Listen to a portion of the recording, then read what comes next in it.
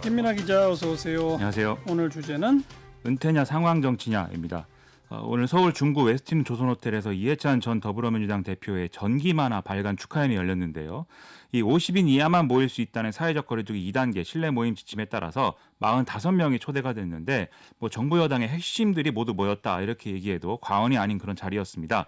이런 상황 덕에 이해찬 전 대표의 향후 행보 이런 것들에 관심이 모이고 있습니다. 핵심 중에 핵심이 모였다고요? 그렇습니다. 누구요? 이 박병석 국회의장하고 이낙연 더불어민주당 대표가 왔고요. 그다음에 이제 김두관 의원, 이하경 의원 등 정치인들이 있었고 양승조 충남지사, 최문순 강원지사, 이춘희 세종시장 등의 지자체장들도 일부 있었습니다.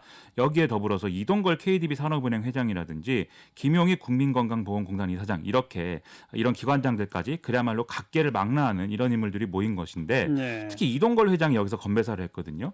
이해찬 전 대표 말 중에 가장 절실하게 다가온 것은 우리가 20년을 해야 된다 이 말이었다라면서 가자 외치면 20년 이렇게 화답해달라고 제의를 해서 이 가자 20년 이런 건배사가 나오는 그런 모습이 연출이 됐습니다. 또 축사 이런 것들이 많이 있었겠죠?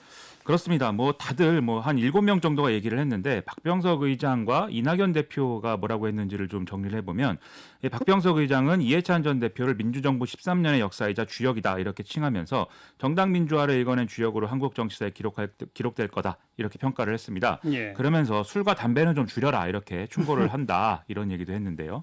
이낙연 대표는 자신이 이해찬 전 대표와 나이도 학교도 학번도 비슷하다면서 그런데 국회의원은 12년, 국무총리는 13년, 당대표는 8년 후배이다. 이렇게 얘기를 했습니다. 예. 그러면서 조용필 다음에 노래를 부르는 사람은 불행하다고들 하는데 이해찬 전 대표 뒤를 따라다니는 것은 오히려 다행이다. 이렇게 얘기를 하면서 이해찬 전 대표가 철길을 잘 깔아놔서 자신은 내일을 편안하게 달리기만 하면 된다. 이렇게도 얘기를 했습니다. 그런데 이게 전기 만화를 발간하는 걸 축하하는 거라고요? 그렇습니다. 전기 만화가 뭐예요? 이 제목이 나의 인생 국민에게 이해찬 이런 제목인데요. 청양 이면장댁 셋째 아들 이런 문구도 같이 들어있는 그런 책입니다. 이게 황선우 사닥연구원 센터장이 기획 구성했고 만화작가 김성태 씨가 그렸다고 하는데 정확하게는 사단법인 국민경제과학만화운동본부 나의 인생 국민에게 이해찬 발간위원회가 발간한 걸로 돼 있고요. 이 발간위원장을 김두관 의원이 맡은 걸로 지금 돼 있습니다.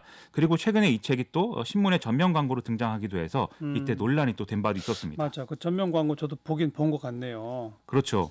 이때 지난달 18일이었는데 하태경 당시 미래통합당 의원의 경우에는 페이스북에 당 비서 우상화는 봤어도 당대표 우상화는 처음 본다라면서 이 표지에 이해찬 전 대표 그림이 중국 유학할 때 본 모택동 동상하고 너무 비슷하다 이렇게 평을 했습니다.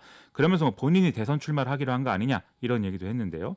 당시 강훈식 더불어민주당 수석대변인의 경우에는 당하고는 관계없는 거고 이해찬 전 대표와 좀 아는 사람들이 만들기로 한 그런 책이다라고 해명을 한 바가 있었습니다. 이게 사단법인 국민경제과학만화운동본부? 그렇습니다. 이게 뭐예요? 이게 국민경제과학만화운동본부는 이공계를 기피하는 청소년들에게 과학에 대한 관심을 심어주기 위해서 2003년 2월 달에 설립된 어떤 그 단체이다 이렇게 돼 있는데요. 당시 한만청 전 서울대병원장이 이사장을 맡고 이용구 전 국무총리 등이 참여한 걸로 돼 있습니다. 예. 지금까지 여러 가지 책을 냈는데 이공계가 짱 이런 제목의 시리즈가 있고요. 2010년부터는 야드바시엠 6.25를 시작으로 해서 8.15 광복절, 3.1절 대한독립만세, 대한민국 영토 독도 이런 좀 뭔가 정치적 맥락이 있는 책들을 내기 시작했습니다. 그리고 인물 관련으로는 2015년에 이 김종필 전 총리의 전기 만화인 불꽃 그리고 2016년에는 가인 김병로 선생이 등장하는 가인 김병로 이 책을 냈는데 이런 책들이 이제 비매품이었는데 반면 이해찬 전 대표의 전기 만화는 지금 2만 원에 구매할 수 있는 그런 이제 상품입니다. 오늘 이해찬 전 대표는 뭐라고 그랬어요? 학생운동부터 시작해서 1972년 유신부터 정치를 시작을 했는데 문재인 대통령 임기가 끝나는 2022년이 되면 딱 50년이 된다 이렇게 얘기를 하면서 지난 2018년 당대표 선거 때 주변에서 권유를 해서 출마를 했는데 그때 이제 재집권의 기반을 만들자고 마음을 먹었었다 이렇게 회고를 했습니다. 그러면서 지금부터 회고록을 약 1년 동안 쓸 건데 이걸 좀 본격적으로 써서 남기는 것이 마지막 역할이라고 생각한다라고 했는데요. 그러면서 이 전기 만화도 많이 읽으면 좋지만 무엇보다도 내년에 직접 쓴 이 책이 나오면 이걸 많이 읽으면 정말 좋을 것이다라고 얘기를 했습니다. 회고록을 쓴다? 그렇습니다.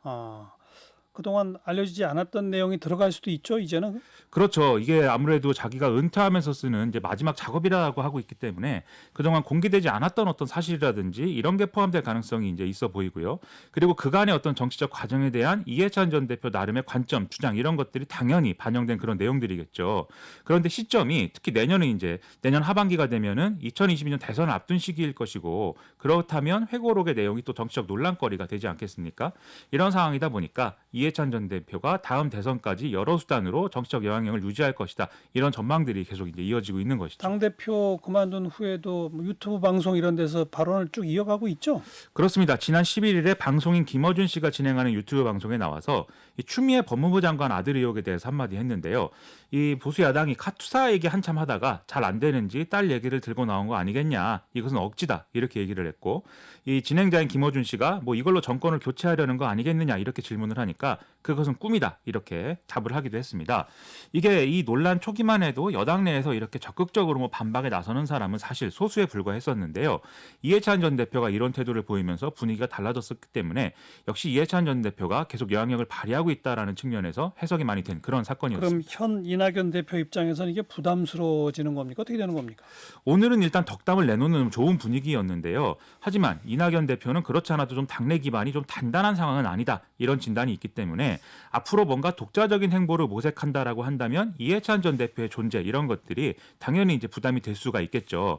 이번에 추미애 장관 의혹과 관련돼서도 봐도 이낙연 대표는 이 이해찬 대표와 좀 비슷한 방식으로 지금 사실관계가 분명해지고 있다라면서 결국 문제가 없다. 이쪽으로 이제 정리를 했는데 예. 대신 김홍걸 의원이나 이상직 의원 문제에 대해서는 입장을 굉장히 단호하게 세우지 않았습니까? 예. 이게 이제 이른바 친문으로 불리는 당내 주류와 충돌하지 않으면서도 자기 목소리를 내는 방법을 계속 찾고 있는 그런 상황이 아닌가 이런 해석이 더불어서 나오기도 하는데요. 또 최근에 이해찬 전 대표는 시사인과의 인터뷰에서 이 대권 주자로서의 이낙연 대표, 이재명 경기도지사 등에 평하면서 이 김경수 경남지사가 재판에서 살아 돌아오면 지켜봐야 될 카드다 이렇게 평가하기도 했는데요. 만약에 이런 상황이 되면 친문 지지가 흔들릴 수가 있기 때문에 이낙연 대표와 이재명 지사 입장에서 여러모로 이제 흥미로운 상황이 이제 되겠죠. 이런 점들을 종합을 해보면 뭐 본인의 의지는 아니든 이해찬 전 대표의 영향력은 다음 대선까지 계속될 것 같고 그게 이제 이낙연 대표의 대권 가도에도 일정 부분 영향을 끼치는 것은 불가피할 것 같습니다.